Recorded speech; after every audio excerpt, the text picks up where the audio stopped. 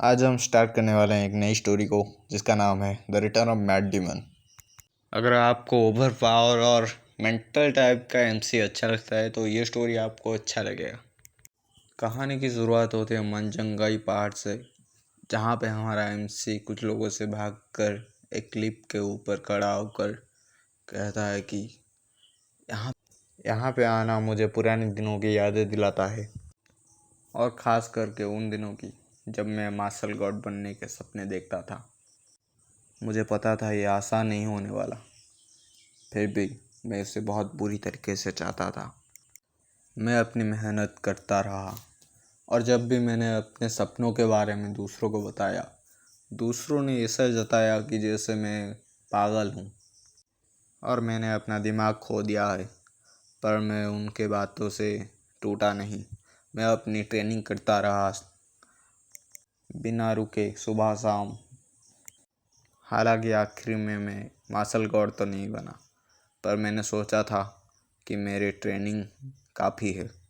पर अभी जब मैं पुराने बातों के बारे में सोचता हूँ तो मुझे लगता है ये काफ़ी नहीं था।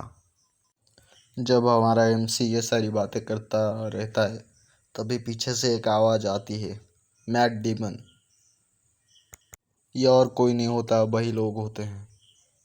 डीमनिक कॉल्ट का ऑफिसर कहता है कि अपनी ये बकवास बंद करो और हमें हमारा जेड ऑफ हेवेंस जो तुमने हमारे सेट से चुराया है दे दो। हमारा एमसी कहता है कि ऑफिसर, क्या तुम्हें दिखाई नहीं दे रहा मैं बात कर रहा हूँ?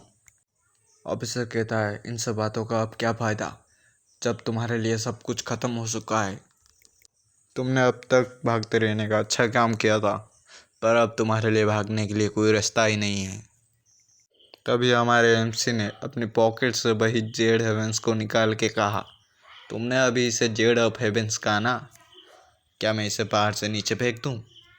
ऑफिसर कहता है, मेरी गलती है, तुम कंटिन्यू करो। उसके बाद हमारा एमसी खुद की तारीफ़ें करता रहता है।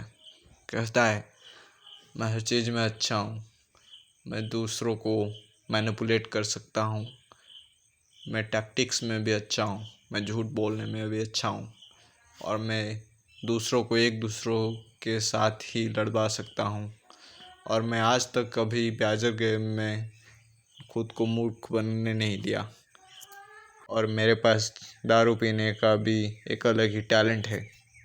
पीछे से वही ऑफिसर कहता है, ये तो बस तुम ही सोच रहे हो, असल में ऐसा भी तो हो सकता है वो बैजर गेम तुम पे असर नहीं किया क्योंकि सुंदर लड़कियां तुम में इंटरेस्टेड ही नहीं होती। और ये सुनने के बाद एमसी अपनी लाल आंखों से उसको घूरने लगता है। फिर से ऑफिसर कहता है, ऐसा भी हो सकता है ये बैजर गेम तुम पे असर नहीं किया क्योंकि सारी लड़कियां तुम्हारे कैलिबर से ही बाहर है, और ये बात तो धरती के हर लोगों को पता है। और ये सुनने के बाद फिर से एमसी वही लाल जेड हेवेंस को निकाल के कहता है, क्या मैं इसके ऊपर फेंक दूँ? ऑफिसर कहता है, तुम जारी रखो। इसके बाद एमसी कहता है, इस दुनिया में सबसे वर्सटाइल और टैलेंटेड एक ही आदमी है जो गॉड ऑफ मार्शल आर्ट्स के टाइटल को ले सकता है, वो मैं हूँ। और मैं ही अकेला हूँ इस दुनिया में जो गॉड ऑफ मार्शल आर्ट्स के एक कदम पीछे हूँ, मैं द मैट डीमन। उसके बाद तो ऑफिसर की रिएक्शन देखने वाली थी। ऑफिसर कहता है, क्या तुम्हारा ख़त्म हो गया? एमसी कहता है, अभी नहीं। इसके बाद एमसी कहता है, इन सारे चीज़ों के बीत जाने के बाद मुझे अब पता चल रहा है कि ये सब कुछ जो भी मैंने किया है सब कुछ व्यर्थ में किया है, और इससे मेरा मतलब था दूर दूर तक घूमने जाके मास्टरों से मिलने का। अभी ऑफिसर कहता है, ये तुम क्या कह रहे हो? क्या वो लोग नहीं थे जो तुम्हारे पास आए थे?